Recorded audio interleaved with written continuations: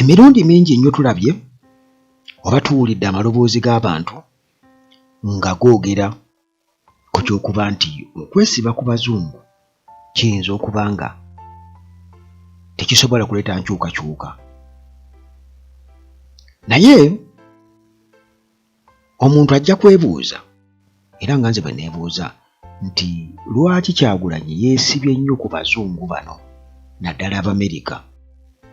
Kakati nno mu bigambo ebitonotono bye yali ayogedde Bobi Wine ajja okukoona ku nsonga emu. Manyi nze obubaka obuteekebwa ku mutimbagano bwe mba mbutunuulira naddala obuwandiike, ntera nnyo okwagala obuwandiike naddala ku mukutu gwa X nti Kyagulanyi awandiise, ntandika okubeera nga nvunjisaamu kigambo ku kigambo, nnyukuta ku nnyukuta, ategeeza ki? Kakati Bobi Wine essuubi alirira nnyo sayidi z'omu Amerika eyo, era gye buvuddeko ekifaananyi kyafuluma nga alaga nti ava kuzisinkana bamemba ba Congress, era nga asisinkanye basenita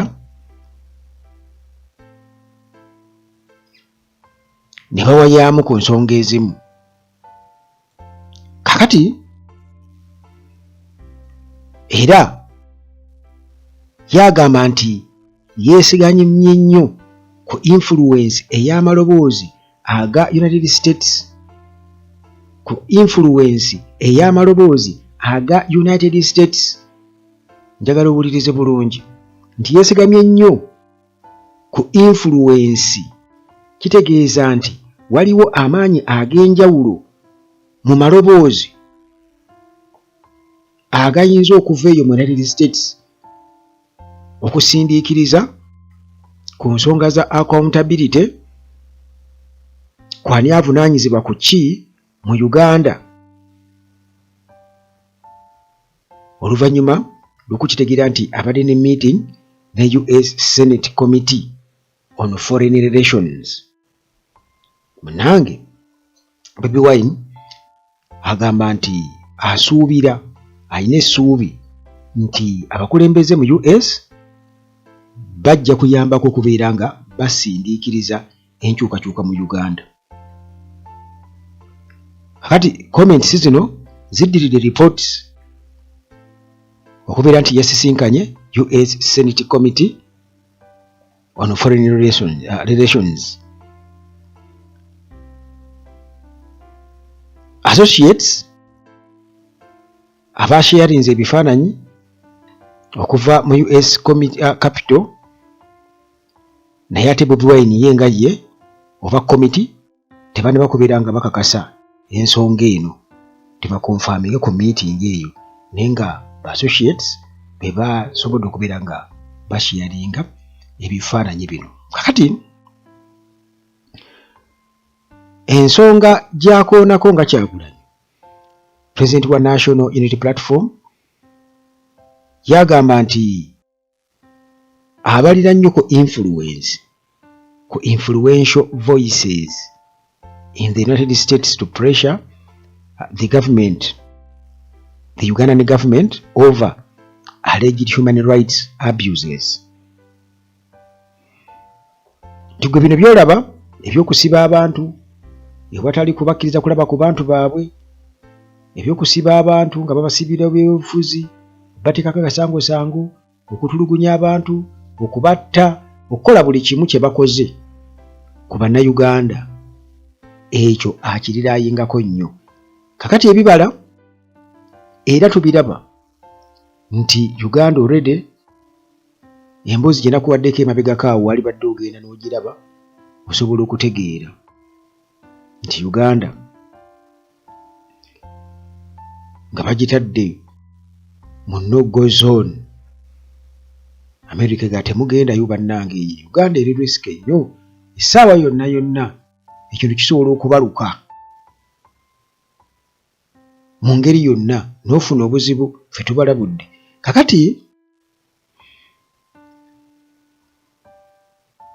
Bobi Wine ng'ali Boston mu The World Podcast, Bobi Wine yategeeza naga nti international support esigala ya makulu nnyo nga bannayuganda bebagezaako wano ku ground okubanga nabo beerwanako bapushinga for change.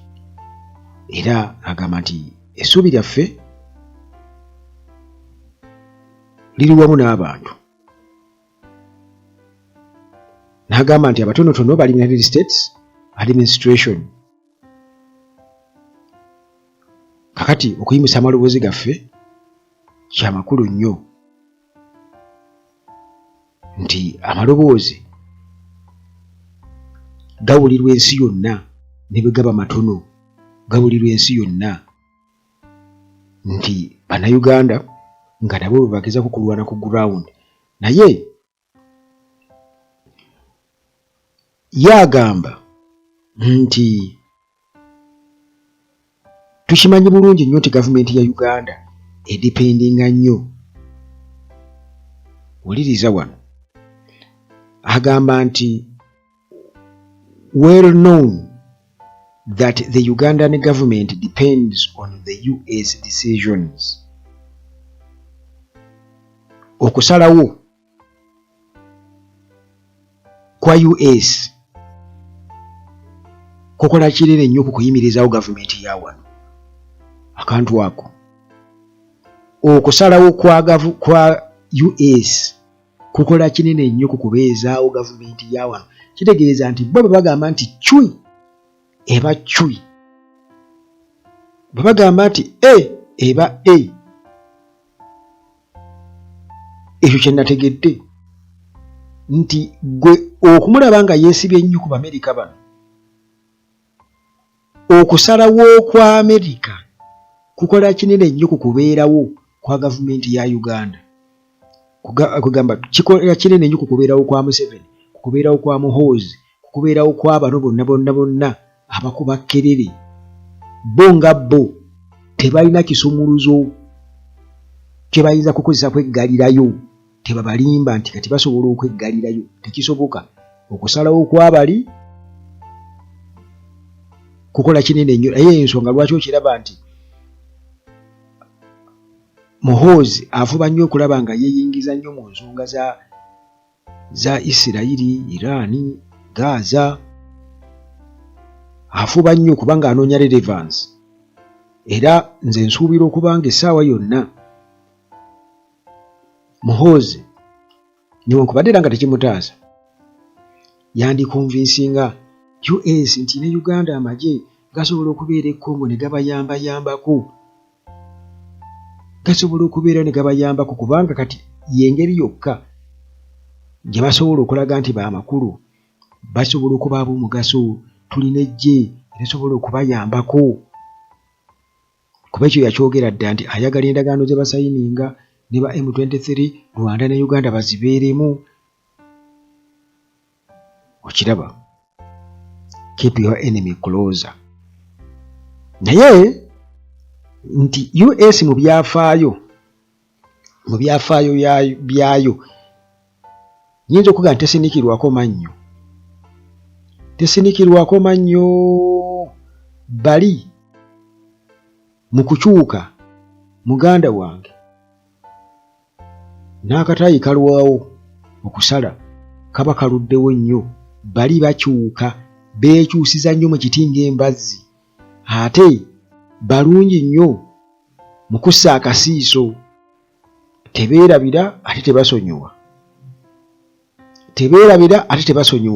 Naye okusinziira ku Museveni engeri gye yalengezaamu Abamerika, okusinziira ku Muhoozi gy'alengezzaamu Abamerika, abatunuulizi bagamba nti bano ne bwe balisaddaaka enjiibwa tewaliiwo kigenda kubayamba kaseera buseera. Kakati okubeerawo kwa gavumenti ya wano eya Museveni kudipendinga nnyo ku kusalawo kwa US. Nabo bakimanyi. Y'ensonga lwaki ne Kyagulanyi ekyo yakitegeera nti waliwo oba oliawo ebintu ebimu ku muntu owa bulijjo by'otasobola kunnyonnyola n'abitegeera, naye nga eri nga wakyali wagumu oyinza okwesanga nga ne wano wabeera wakyali wagumu kati olina asooka kunafuya eri, kubanga ye yatugamba nti final destination ye eri Kampala, byonna agenda kumekerera ali Kampala. Kakati sooka onafuya eri, kiringa bw'onoogamba nti ogenda kusima omusingi oba ogenda kwerula oyagala kulima n'oyokya oluyiira, n'osaawa n'oyokya oluyiira, ne bajja ne batema amavuunike, ne bajja ne bagakubaakuba paka oli bw'alabira ddala ng'ennimiro kati eri ready okubeera ng'esimbibwako ekintu kidde nga talinaawo kubuusaabuusa kwonna. Kati ne Uganda eno bw'otunuulira opposition already ng'eri fragmented, ate nga Museveni yagiyingira aginfiltratinga yagamba agikozesa byonna byonna by'ayagala. Kyali ky'amakulu nnyo Kyagulanyi okuyimirira ku lulwe nga ye n'ateesigama nnyo ku opposition ebaddengawo ey'ekiguumaaza. Ekyo kyali ky'amakulu.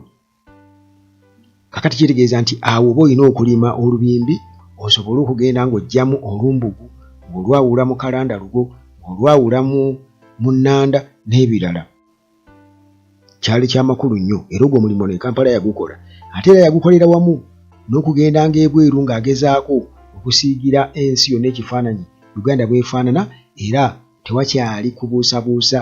Ensi yonna ekimanyi nti Uganda y'ensi y'emu ku ezo ensi eziri risiki ennyo gy'otayinza kumala gasaalimbiramu ekintu kyonna kiyinza okukutuukako. Ate enguzi n'obubbi by'amaanyi nnyo e Uganda, ensi yonna n'ekitegeera. Ensi yonna n'ekitegeera. Kakati nga eno e Kampala bwe bali mu kukijjanya bannansi, eri Kyagulanyi bw'ayongera okubeera ng'afuna ebyokulabirako by'ayinza okulaga ensi nti nedda tetugenda nnyo wala, tutandikire wano baabo. Agamba yakatta 3 ayagala nange mbu anzite, ayagala kukola atya, baagala kutuga Besigye bamuteke Kalabba Besigye. Kati byonna byonna ebyensi ebyo ebiraba. Buno gundi tawa baamumenya okugulu, twali mu kalulu ke Kawempe by election ne bamumenya okugulu. Wuuno ensi yonna ebikola ki? Ebiraba.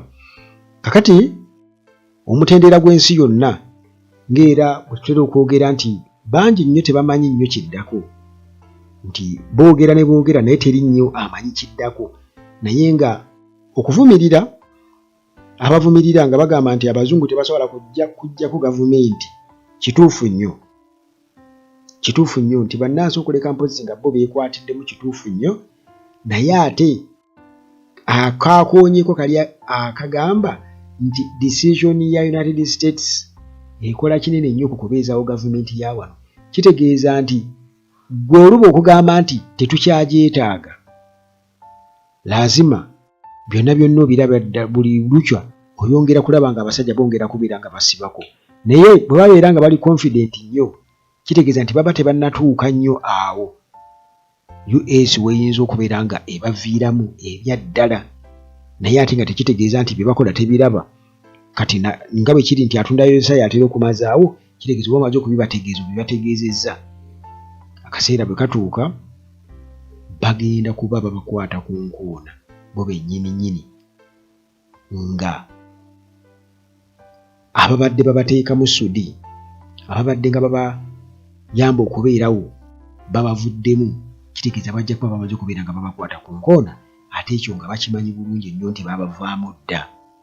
Kati tuli ku time tubala bubazi tikitaka tikitaka, essaawa yonna tubala obutikitiki bwonna tububala. Essaawa yonna kigenda kubanga munnange kasita bali bata. Kitegeeza bannansi buli kigwawo kyonna kyongera okubalaga nti kakati mulina kukakasa nti obuyinza budda mu mikono gyammwe ebya ddala.